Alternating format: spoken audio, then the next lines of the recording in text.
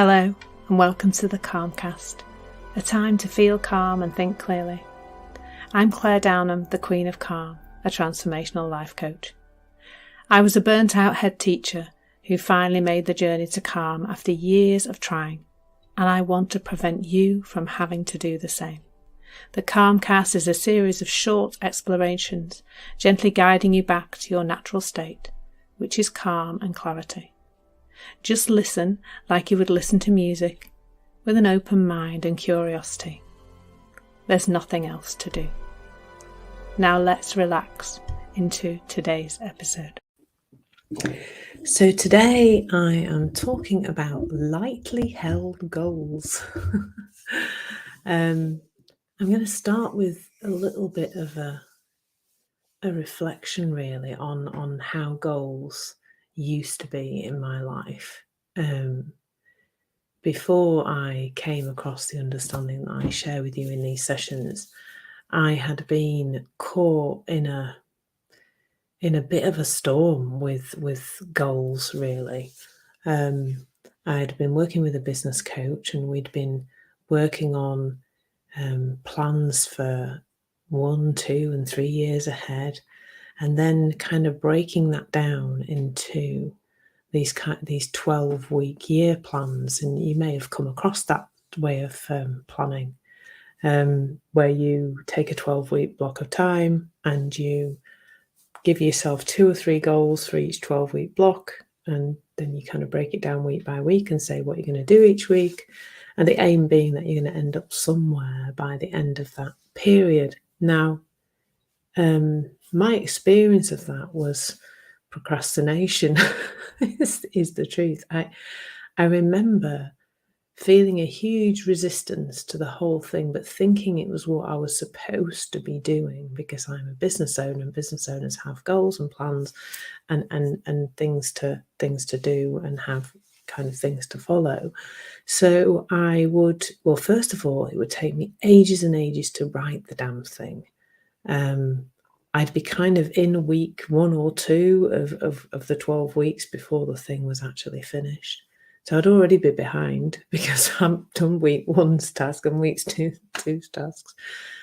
And then I would, it was just torture. I just found myself in a place of huge resistance. Now, I don't know what that was about really, but it felt like present moment me didn't really want to do the things that past me had decided she should be doing.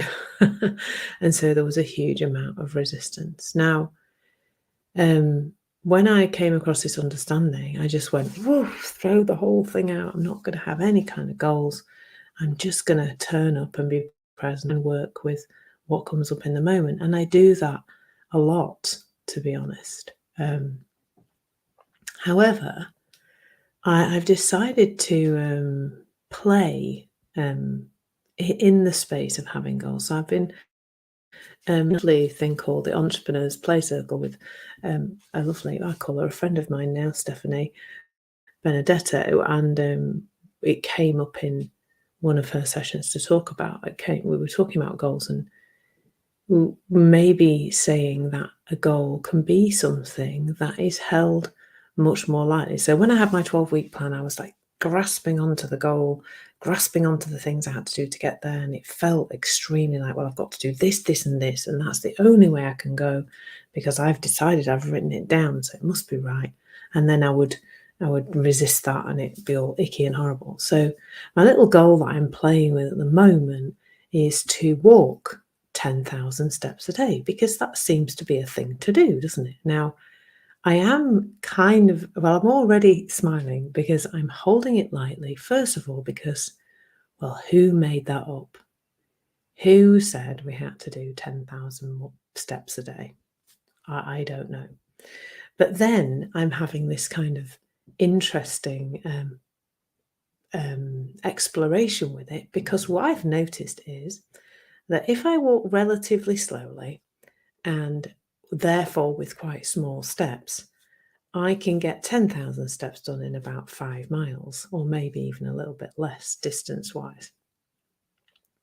However, yesterday I only had I had a smaller window to do my walks. I was striding out quite quickly, and I noticed that because I was kind of doing these big strides and walking quite fast, I think I got to about 3 miles, and I had a little check, and I hadn't done anywhere near 6,000 steps. So that wasn't looking like I was going to be on track. So the kind of pace that in order to get, to get the 10,000 steps in 5 miles, the pace I need to do is 2,000 steps for each mile that I walk.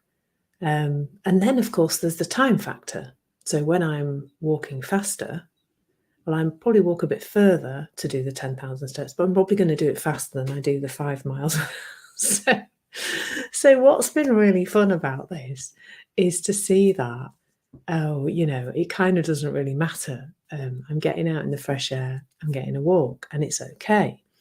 And I think that's what I'm seeing about it, that it can be fun and it can be lightly held, and it can be, well, I'll do 5 miles or 10,000 steps, and I can make that goal something that works for me and fits in with my life. It could be a time. It could be I'm going to walk for an hour and 40 minutes a day, because it seems to me when I do the pace that I'm about I get my 10,000 steps in 5 miles, it seems that that's about the amount of time I walk for. And noticing as well my kind of relationship with that, because I'm a bit of I kind of like numbers, and I like knowing that I've got to, so I like little targets and I like things like that. But also seeing that I don't have to hold that so tightly. And noticing when I feel this kind of, like yesterday, noticing, oh, well, how much, where can I walk now to make sure that I get the right number of steps in? And seeing that I have some thinking around that, and allowing it to fall away, because it's not true. I don't have to do 10,000 steps. There's no actual law. I have kind of, I'm planning to put a post out on social media to ask people, what on earth is this 10,000 steps thing? Who made it up? Where did it come from? Is it actually even true? Because you may or may not know, briefly, that 5 a day was in fact made up. The idea that you should eat 5 portions of fruit and vegetables a day was made up by the British government, who thought that that would be something the public would tolerate in terms of a request of how to eat. And in fact, they don't tolerate even that, because apparently only about 20% of people actually achieve 5 a day.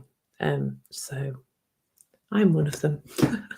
And in actual fact, for health purposes, like on a scientific basis, it's 10 to 15 portions of fruit and vegetables a day, or portions of plant food, I suppose you would call it. So I'm really interested if anybody does know the 10,000 steps thing, why it is, and is it true, and etc. Because that would be fun too. So I think where I'm pointing to today is that we can have goals, we can have targets, we can have ideas of things we'd like to create, or tasks we'd like to get ticked off our list, but we don't have to hold them like our life depends on it. And I think that's the thing. I think when you're setting goals where you think that your well-being depends on you getting somewhere, this idea that once I have X, I will feel Y, that's not the truth. That's not how we work psychologically. So it's okay to not get the goal. And I will still be fine if I don't do 10,000 steps a day or whatever it is. It doesn't matter. It really doesn't matter. I know some of those goals you've got look like your life depends on them, but it doesn't. You're okay whether you make it to those goals or not. So there's just something there about holding those things slightly more lightly, playing at having goals, seeing where you get with them, setting an intention, and seeing where the meandering path takes you. because your well-being is not ever going to come from the outside world. It isn't going to come from how much money you manage to earn or how many clients you manage to have this year. It's not going to come from there. And it's a good place to talk about this, because I've seen a lot of posts at the moment. Oh, we're 3/4 of the way through the year, and have you got what you wanted, and all that kind of stuff. And do you need to start looking at 2023 with more gusto? And I don't think we work well under that kind of pressure. And I don't advocate living your life from that place. So, yeah, something to play with. Like, goals are something to play with. They're not life-threatening, and your life doesn't depend on them. So there's something fun around that to explore. Thank you so much for listening. There's nothing to do now but bring some... Thank you so much for listening. There's nothing to do now but bring some awareness to how this is working out in your life. Listen regularly to experience longer and longer periods of calm. This has been the Calmcast with Claire Downham, Queen of Calm. Take care and keep listening.